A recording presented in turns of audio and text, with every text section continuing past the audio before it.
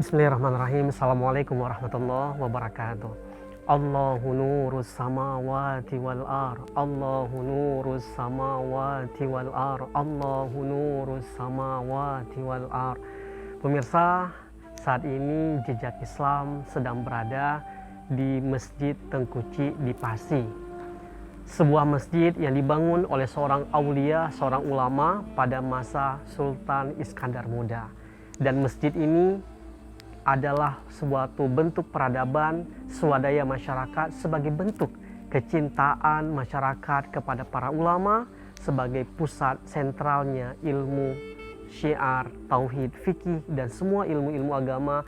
Pusatnya, pembelajarannya ada di masjid ini. Dan bahkan di Masjid Tengkuci di Pasi ini terdapat guci yang airnya diyakini oleh masyarakat setempat sebagai melepas nazar dan juga untuk kesehatan. Seperti apa perjalanan spiritual Jejak Islam yang ada di daerah Tengkuci di Pasi, kemukiman Gampung Rumpung di daerah Sigli ini. Mari pemirsa, kita ikuti Jejak Islam, perjalanan spiritual kita di hari ini.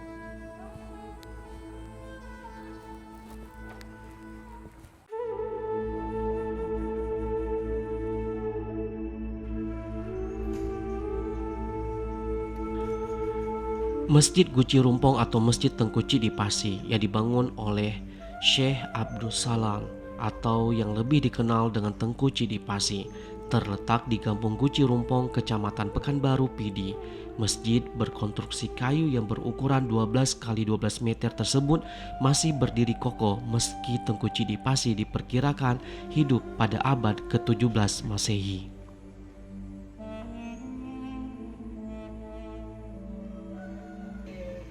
Di dekat pintu masuk Masjid Guci Rumpong ada batu yang dikurung dalam kerangkeng di dekat pintu masjid, disebut dengan bate sipruk. Batu itu konon sebagai tempat cuci kaki Tengkuci di Pasi bila hendak masuk ke masjid. Sementara saat ini bila ada pengunjung yang mencuci kepalanya dengan air guci, air hasil cuciannya itu ditumpahkan ke atas batu dan ini diyakini bisa menyembuhkan berbagai penyakit.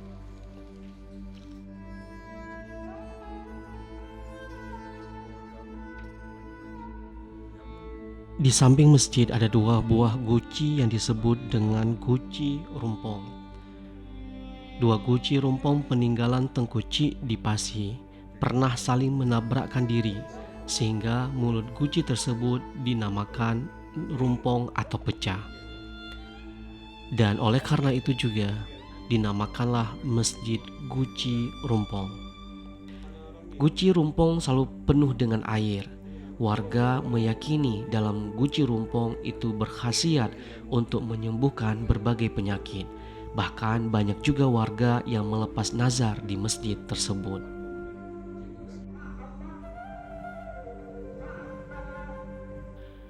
Masjid Guci Rumpong Tengkuci di Pasi yang masih asli ada di sisi kiri. Di sisi kanan telah dibangun masjid baru berkubah warna kuning emas, namun hanya digunakan untuk sholat Jumat. Sedangkan masjid peninggalan sejarah Tengkuci di Pasi di sampingnya tetap digunakan untuk sholat 5 waktu.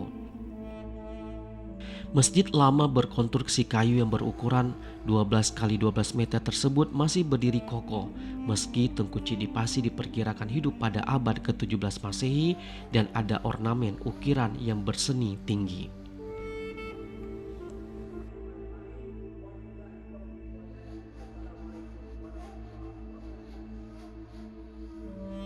Di dalam masjid tersebut terdapat puri atau bambu yang sudah mulai lapuk dimakan usia. Bambu tersebut dulunya digunakan muazin untuk naik ke atas saat sang muazin hendak mengumandangkan azan.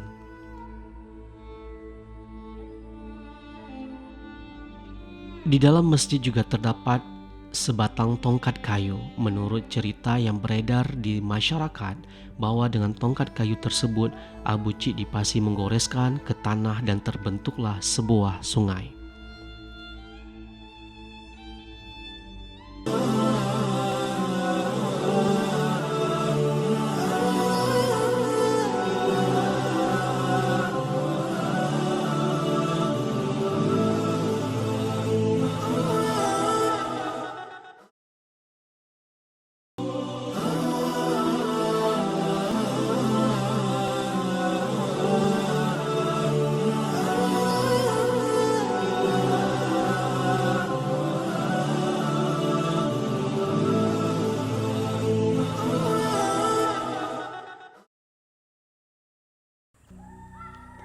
Pemirsa, bersama saya saat ini ada tokoh masyarakat setempat di daerah pemukiman Guci Rumpong, dan ini adalah Masjid Tengku Ci di Pasi yang punya nilai sejarah. Dan bahkan yang paling unik dari sebuah masjid ini ada sebuah guci, yang ini gucinya para ulama yang dipakai oleh masyarakat setempat untuk mengambil air, untuk melepas hajatnya dan nazarnya. Dan diyakini juga untuk kesehatan sehari-hari, untuk konsumsi minum di masyarakat setempat. Dan ada Pak Nasrullah. Pak Nasrullah ini adalah tokoh masyarakat setempat. Dan Pak Nasrullah, seperti apa awal dari sebuah masjid ini? Apakah masjid ini masih dalam bentuk asli atau sudah terjadi perombakan? Masjid Tengku Ci di Pasi ini sejak masa Sultan Iskandar Muda itu sudah ada. Jadi tiang-tiang bangunannya itu masih asli. Yang terjadi renovasi itu karena dimakan usia itu, termasuk dinding-dinding kayu yang diukir ini sekitar 5 tahun yang lalu baru kita renovasi. Yang lain di dalamnya tiang-tiang termasuk kayu-kayu yang di atasnya itu masih utuh. Berarti kalau masa Iskandar Muda itu sekitar 400 tahun yang lalu, lebih kurang segitulah.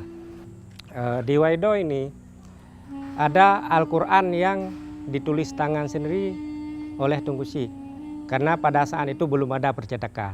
Ditulis dengan tangan di kertas yang pada masa itu, pada zaman itu memang kertasnya seperti itu.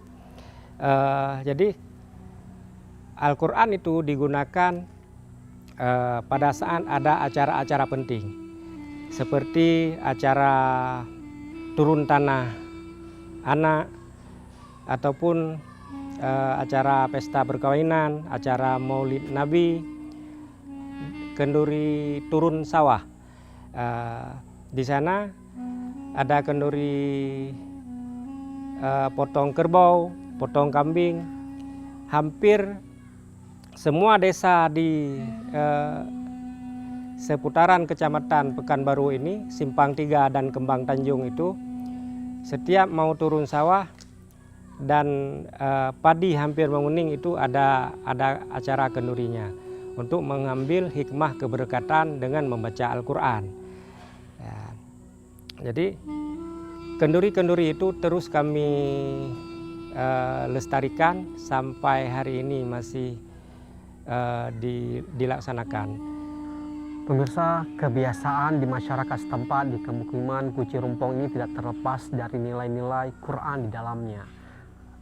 Bentuk mereka ketika mereka memanen padi pun ada nilai-nilai keberkahan dan nilai Quran di dalamnya.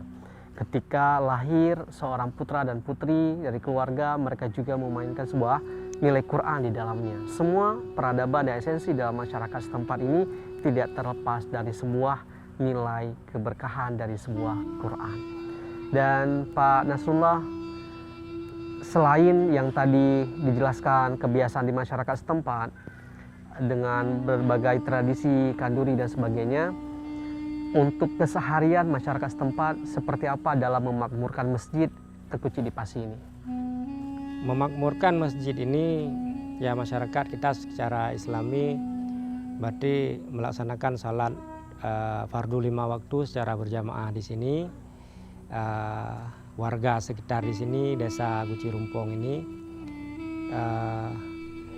dan ada pengajian di waktu-waktu tertentu. Selain daripada itu, kami menggunakan masjid ini untuk bermusyawarah, mufafakat, untuk melaksanakan acara-acara penting. Ya, insya Allah misalnya dalam bulan ini kita ada merayakan hari lahirnya baginda Nabi besar Muhammad SAW. Dengan kebiasaan kita tetap di tanggal 12 Rabiul Awal itu kita rayakan. Dan seperti biasa dari zaman dulu kita menyantuni anak-anak yatim. Dan ini bentuk kecintaan masyarakat dengan mengikuti sunnahnya Rasul, menghidupkan nilai-nilai syiarnya Dan kalau nanti pemirsa bisa hadir di daerah Tengku Ci di Pasi, kemukiman Guci Rumpong ini, akan mendapati bagaimana masyarakatnya dengan nilai-nilai spiritual dan religius, dan semua mereka adalah mencintai dengan Quran, mencintai masjid, dan insya Allah akan terjadi keberkahan dan kemuliaan di daerah yang dia mencintai masjid dan mencintai para ulamanya.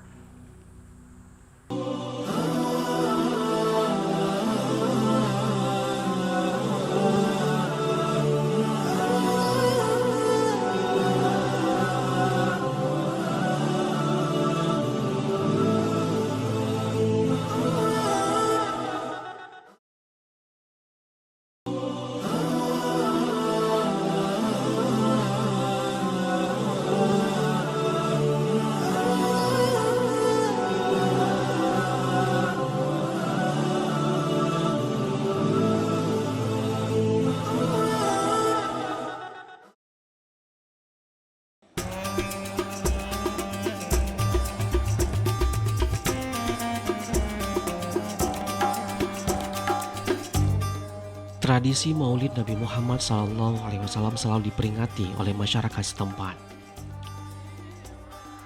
Masyarakat selalu memperingati Maulid bertepatan dengan tanggal 12 Rabiul Awal atau dikenal dengan Maulid pertama sesuai dengan kalender Islam.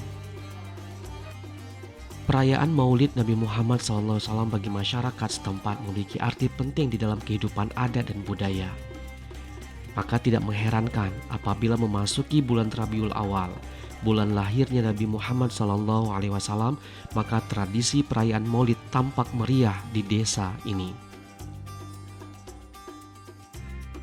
Seperti diketahui, tradisi perayaan Maulid di kampung ini dilakukan dengan cara berkenduri. Bagi masyarakat yang mampu melakukan kenduri, maka akan berkenduri dan membagikan makanannya kepada masyarakat lainnya yang berkumpul di masjid. Pada saat pelaksanaannya, warga desa berbondong-bondong menuju ke menasah atau masjid, dan para warga dari desa lain juga diundang untuk menikmati santapan hidangan Maulid. Namun sebelum menikmati hidangan Maulid, terlebih dahulu dilakukan zikir Maulid. Setelah itu baru dilanjutkan dengan acara santapan hidangan kenduri Maulid. Pelaksanaan peringatan Maulid Nabi merupakan salah satu contoh semangat kecintaan terhadap Nabi Muhammad SAW yang telah membawa perubahan dalam hidup manusia ke jalan yang benar.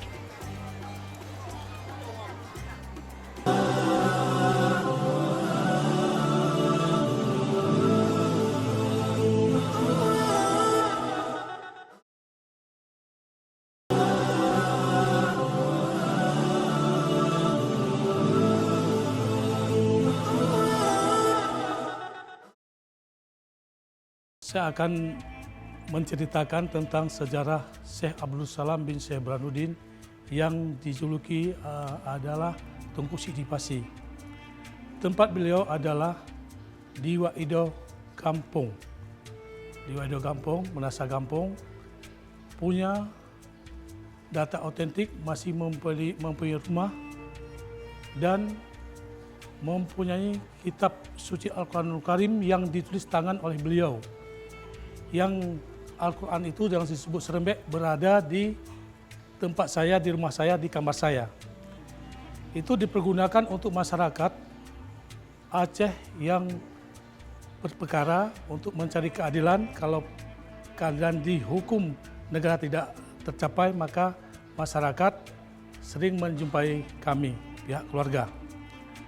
Adapun beliau diperkirakan lahir tahun 1590, lebih tua beliau dari Sultan Iskandar Muda, bahkan Sultan Iskandar Muda berguru sama beliau.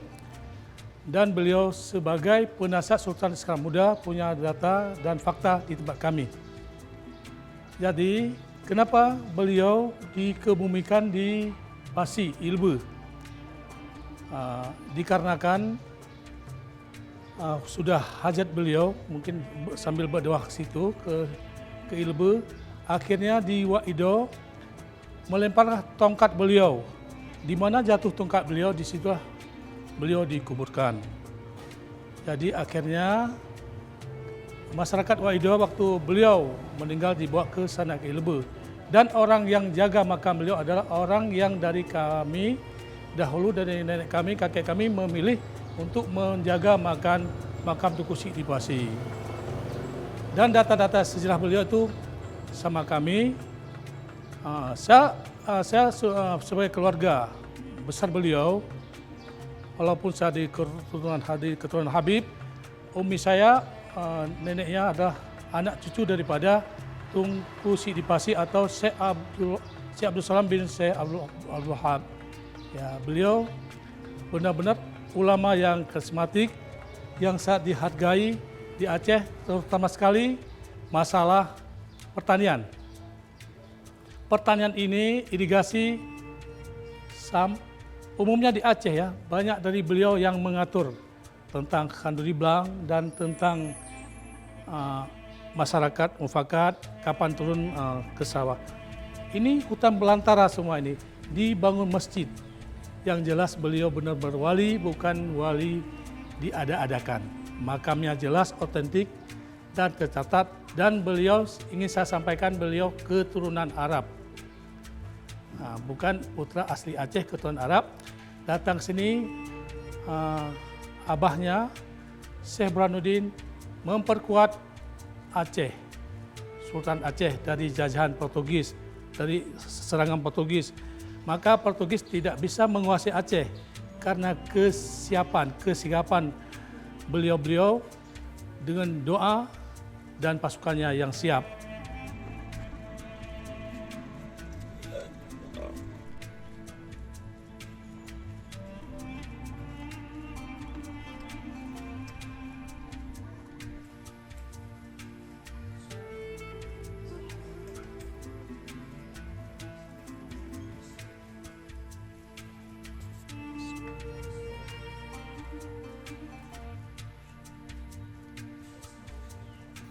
Ya Hayy ya Qayyum la ilaha illa anta subhanaka inni kuntu minadh dhalimin. Kullu nafsin dha'iqatul maut tsumma ilaina turja'un. Setiap kita pasti merasakan kematian. Pemirsa, ini adalah makamnya ulama Syekh Abdul Salam bin Syekh Burhanuddin atau dikenal dengan Tengku Syek di Pasi, yang membangun masjid, suatu peradaban yang tadi telah kita lihat. Beliau membangun suatu masjid sebagai pusat peradaban, sebagai bekal perjalanan pulang kepada Rabbnya. Di masjid itu beliau mensyiarkan nilai-nilai tauhid, nilai-nilai agama, nilai-nilai kebaikan kepada masyarakat setempat, sehingga masyarakat mengenal Rabb yang maha mencintai. Beliau sudah bahagia, kuburnya sudah menjadikan taman-taman surga sebelum surga sesungguhnya. Lalu bagaimana dengan kita? Mudah-mudahan waktu sisa yang Allah berikan ini, kita berbenah diri melakukan perjalanan bekal-bekal terbaik kita sebelum Allah panggil kehidupan kita. Mudah-mudahan Allah panggil kita dalam keadaan terbaik, di waktu terbaik, di tempat yang terbaik, di lisan yang mengeluarkan kalimat-kalimat kebaikan. Allahumma inni as'aluka at-taufiqa wal ikhlas wa dawaman ni'mah wa husnul khatimah. Tengku Syekh Abdul Salam bin Syekh Burhanuddin pada abad lebih kurang 16 atau 17 abad yang lalu, pada masa Kesultanan Iskandar Muda, beliau seorang ulama yang mensyiarkan nilai-nilai kebaikan, dan di daerah ini Allah curahkan keberkahan-keberkahan yang berlimpah. Semakin kita cinta dengan masjid, semakin cinta dengan para ulama, semakin mendekati para ulama, maka insya Allah keberkahan itu akan hadir dalam kehidupan kita. Mudah-mudahan pemirsa, ini menjadi nilai kebaikan bagi kita untuk berbenah diri. Mudah-mudahan nanti akhir kehidupan kita dalam keadaan yang terbaik, dalam keadaan yang lisannya mengucapkan kalimat-kalimat kebaikan.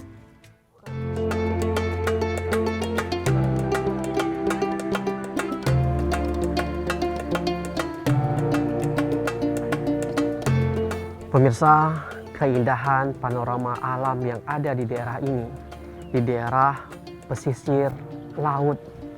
Dari sinilah bermuncul seorang ulama yang penuh dengan nilai-nilai karismatik dalam kehidupan, sehingga mensyiarkan nilai-nilai tauhid kepada masyarakat setempat. Beliau bernama Syekh Abdul Salam bin Syekh Burhanuddin, atau dikenal oleh masyarakat setempat dengan sebuah julukan Tengku Ci di Pasi. Perjalanan jejak Islam yang telah kita lihat di Masjid Tengku Ci di Pasi tadi, bagaimana seorang ulama Syekh Abdul Salam membangun sebuah peradaban masjid. Di dalamnya ada pendidikan, ada musyawarah mufakat, di dalamnya ada nilai-nilai ilmu yang disyiarkan, sehingga muncullah di daerah ini nilai-nilai keberkahan. Di daerah ini banyak ikan-ikan yang penuh dengan keberkahan, banyak tambak-tambak, udang, ikan, dan semuanya bermunculan. Dan ini asbab ada nilai keberkahan dari kehadiran dari seorang ulama. Kalau pemirsa bisa hadir di daerah ini nantinya, pemirsa akan melihat begitu banyak masjid-masjid yang saling berdekatan, dan ini menjadikan nasihat bagi kehidupan kita bahwasanya masyarakat di sini adalah begitu mencintai masjid suatu peradaban, mencintai para ulama, maka muncullah keberkahan di daerah ini. Mudah-mudahan perjalanan jejak Islam mengajarkan arti sebuah kehidupan kita. Semakin cinta dengan masjid, semakin cinta dengan masjid, semakin cinta dengan masjid, semakin dekat dengan para ulama, maka insya Allah keberkahan bakal muncul dalam kehidupan kita. Terima kasih pemirsa, sampai jumpa dalam episode Jejak Islam berikutnya. Terima kasih. Assalamualaikum warahmatullahi wabarakatuh.